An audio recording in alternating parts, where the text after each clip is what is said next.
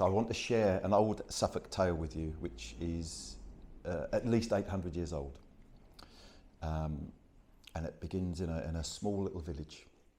There were two poachers out on the land, walking in the shadow of a hedge along a field that was full of crops. And they walked to where the field kind of narrowed, and they wanted to get across the field because on the other side there's a wood. And they snuck across this narrow part of the field, past a spinney and into the wood. And being poachers, as soon as they entered the wood, they knew to get down on the ground on their knees and just be still, to listen to the wood, to hear what the wood was telling them. And then when they'd been there for a short while, they got up, and very slowly and quietly, they began to find their way into the wood. And they're walking into this wood, and one of the poachers stopped the other one and he said, "Can you hear that?" "No, can't hear a thing." "Can you not hear that?" "No, not a thing." So they carried on walking a bit further. He stopped him again. He said, "Can you hear it now?" "I can hear something," he said. Maybe a fox has got hold of a rabbit or something. It's kind of crying or something." And they went in a bit further and a bit further. Sure enough, I can hear it now. I think it's a child crying. So they got a bit further into that wood. And this wood had lots of pits in the wood. And that's another story, actually. But lots of pits full of bramble and briar and nettles and what have we. And the sound was coming from down there. And the smarter of the two poachers, he pushed his way through the bramble and the briar, and he got down there, and then he saw what was crying. And he said to his friend, "Come down." He said, "Quickly, come down here, come down here." And his mate scrambled down, and the two of them looked, and they went, "Good to hell, look at them." And there were two children, a girl of about 8 and a boy not 5. And they were hugging each other and crying. But the strangest thing about them was they had a tinge of green about their skin, and about their hair and about their nails. They were strange. One of the poachers said, "Let's get out of here. Let's just leave them. They're not of our kind. Let's just leave them." And the other poacher said, "We can't leave them. They're children. We just leave them. We can't leave them. They're children." So the smarter of the two poachers, he went across and he put his hand out to the girl, and he spoke to her very gently, and she looked at him, and she took his hand, and he pulled her up. And then the other poacher put his hand out for the boy, and the boy pulled away, shied away. And the girl said something to him in a language that neither of the men understood. And the boy then took the man's hand, the boy took the man's hand, and he pulled him up.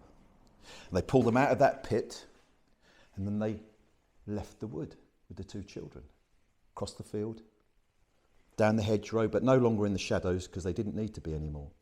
And they walked. And they left that field, and then they began to walk towards Woolpit, the village.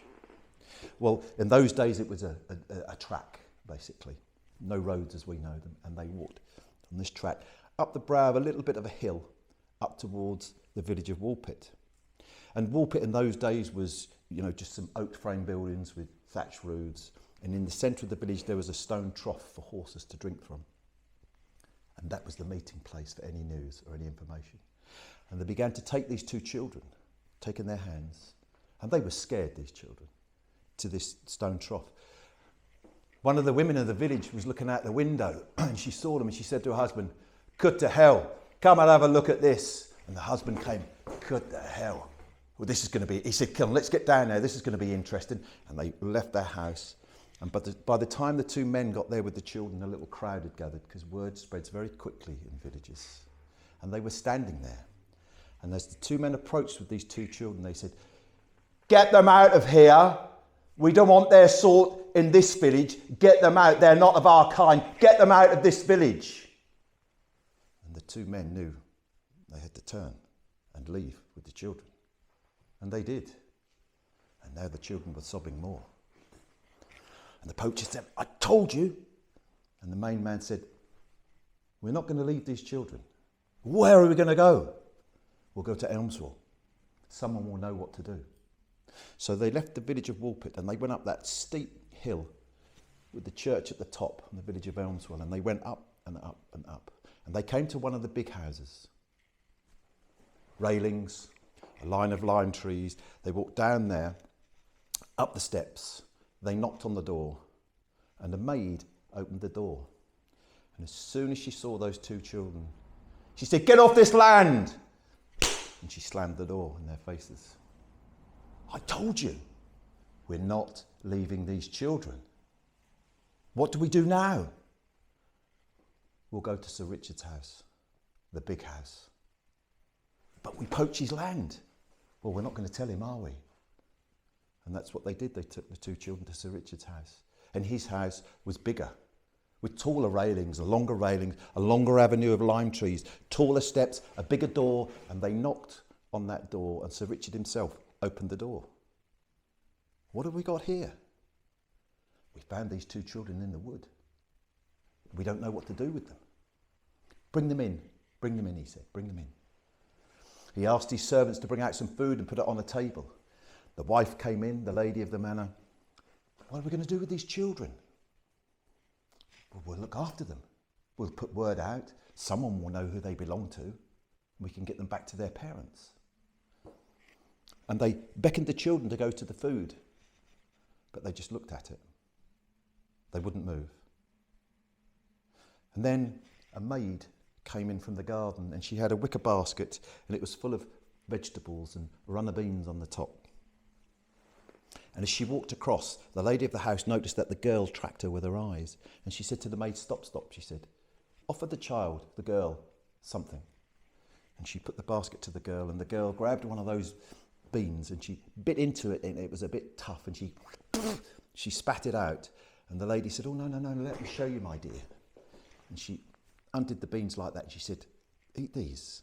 And the little girl, she ate the beans inside, and she ate, and she ate, and she ate. The boy, he didn't touch anything. He wouldn't eat. Well, they kept them for a few days. Word was put out. No one knew where these children were from.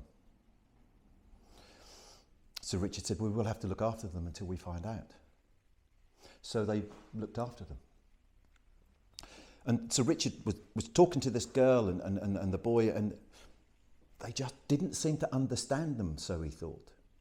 And he was an educated man, and he spoke English, obviously, and he tried Flemish, he tried his Latin, and there was no response. They need to learn English, he said. And he summoned someone from the village to teach them English. The boy had no interest. The girl, she was interested in learning this play of words, and she began to learn some words. She needs to learn from the Bible, he said. And he had someone come in to read her stories from the Bible. And she enjoyed these stories, from what she could understand. The boy didn't. He was not interested. And presently, in a while, she began to learn a little bit more language, and she began to go outside to play.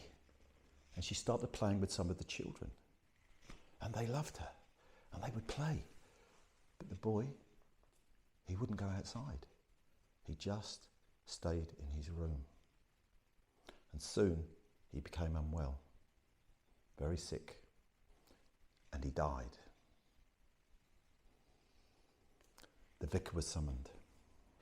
"The boy's died," said Sir Richard. "He needs to be buried." And the vicar said, "We can't bury him in the churchyard." "Why not?" "He's not a Christian." "Well, where will we bury him?" "The back of the church, there's an old scrub of land. He can be buried there in an unmarked grave." And so it was. A shallow grave was dug. He was wrapped in muslin cloth, as was the tradition, and he was laid in a shallow grave, and it was filled in. And there his sister stood with a little posy of wild flowers that she'd picked, and she knelt down, and she put them on that grave, and she just knelt beside the grave. Day after day, she would pick a posy of wild flowers, and she would sit beside that grave. But you know, life has a habit of moving on and moving on. And she still went on a regular basis, but not every single day. And her language increased and increased. She played with more and more children. And then one day Sir Richard noticed her skin was getting lighter. And he thought, my friends need to see this child. She's so different. And he summoned his friends to the house to see this girl.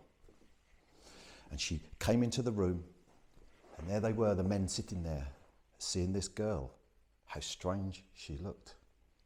The colour of her skin, the colour of her hair.